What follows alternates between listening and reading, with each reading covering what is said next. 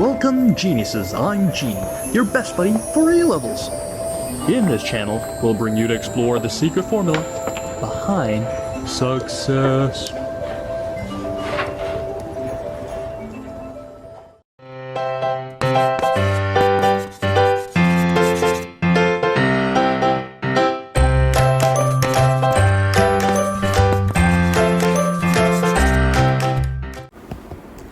For this video, I'm going to cover topic 12, energy and respiration, and I'm going to focus on learning outcome 12.1b, describing the features of ATP and how is it suitable as a universal energy currency.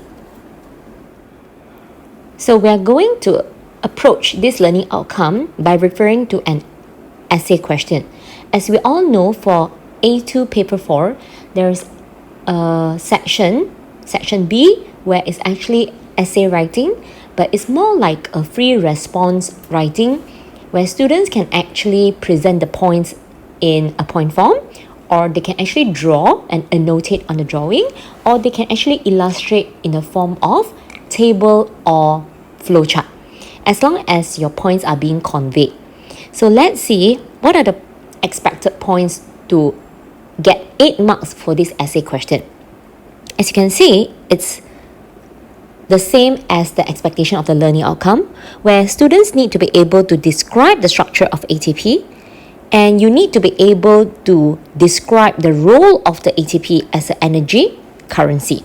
So how many marks is it worth to describe the structure of ATP?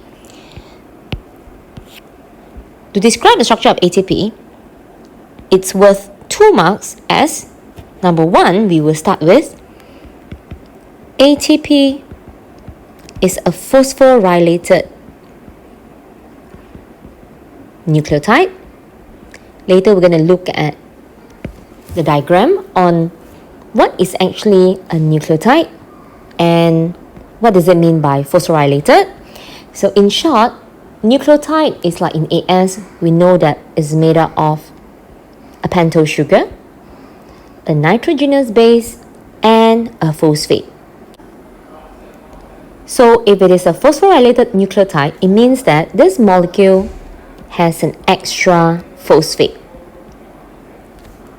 So the elaboration about the components will be, which is made up of adenine, ribose, and triphosphate.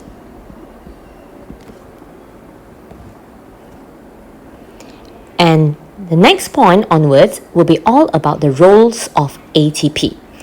So we continue with point number 3. So how is ATP useful as an energy currency? We know that ATP, the moment a phosphate group is being removed, 30.5 kilojoules of energy is released, and this energy can be used for active transport, for endocytosis, exocytosis, and muscle contraction, etc. So how do we put it in words? When a phosphate is always written as Pi because it's referred as inorganic phosphate.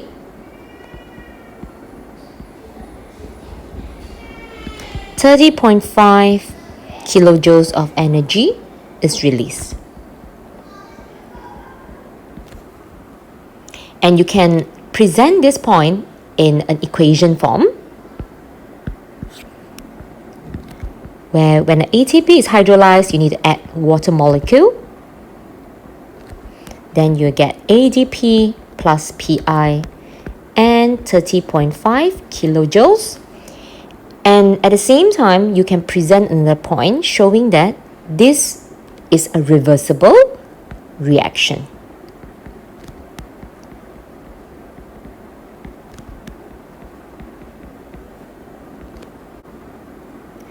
So why ATP is such a popular molecule as an energy currency? So we would relate to the features of ATP, where we will say that ATP is small and water soluble.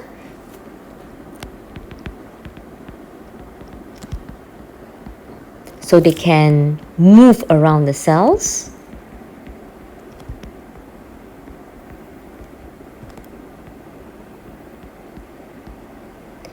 And as they can move around the cells, so they can be used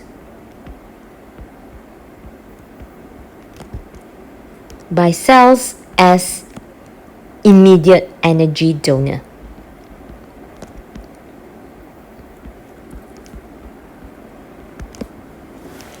And when you're looking at the amount of energy released, actually 30.5 is considered as small packets of energy. Then you'll be wondering, how is it an advantage? This is where you can reduce the loss of energy. So if you need large amount, you just use more ATP. You don't have to waste all the energy in the form of heat if you're not using them. For the next point, we're trying to relate how useful ATP is, where ATP acts as a link. Another word for link will be intermediate between energy yielding. So what do you mean by energy yielding process? It's like catabolic process where bonds are broken and energy is released, and energy requiring reactions. So energy requiring will be like anabolic processes.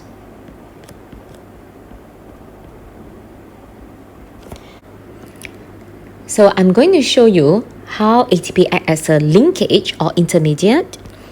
So as we know, catabolic reaction is where large molecules are broken down into simple molecules, and at the same time, energy is released.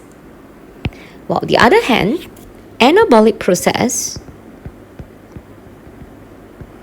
is the process where simple molecules are joined together to form a large macromolecule,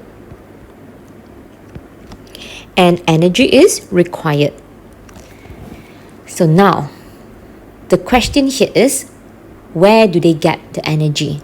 And the energy lost from catabolic process might not be compatible to the energy required by anabolic process. Therefore, the energy is converted into something universal where both of them can be used. So the energy will be picked up by ADP and PI,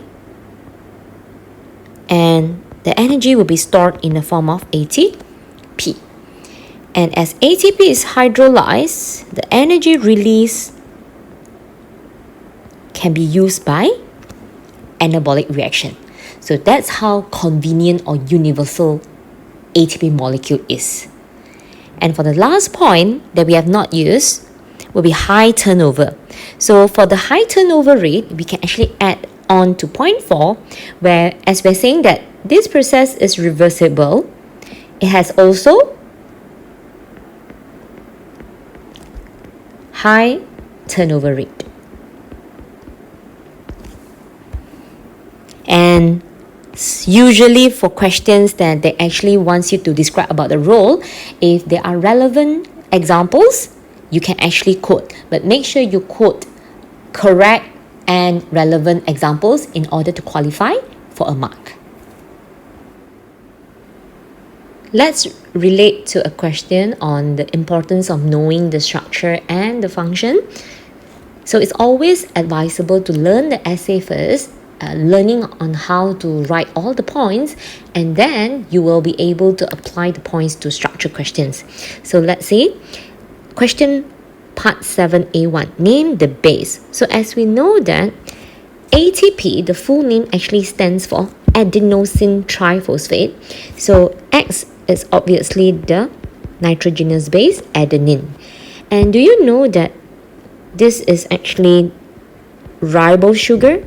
So it actually resembles an RNA nucleotide. And with these two things combined together, it's actually known as adenosine. With an additional phosphate, then it's known as adenosine monophosphate. In short, will be AMP. And with 2-phosphate, then it will be known as ADP, adenosine diphosphate. And the last one, as we know, when you include 3-phosphate, that's where you get ATP, adenosine triphosphate. And for part B, state 3 reasons. So as we have written the essay previously, we have written more than 3 points. We actually wrote about 5 to 6 points.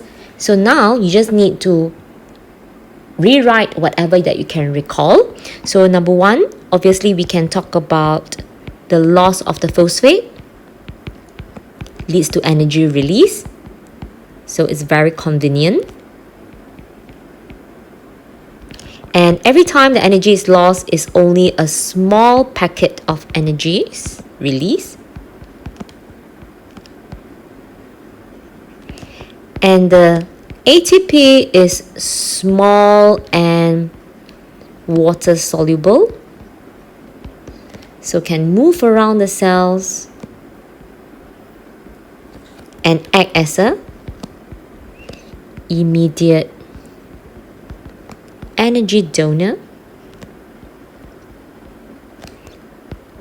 Since it's so convenient, it has a high turnover rate, so you don't have to worry that the ATP will be used up, as every time it's being hydrolyzed, it will be regenerated again. And the last point, we can say that they act as a link between anabolic and catabolic reaction.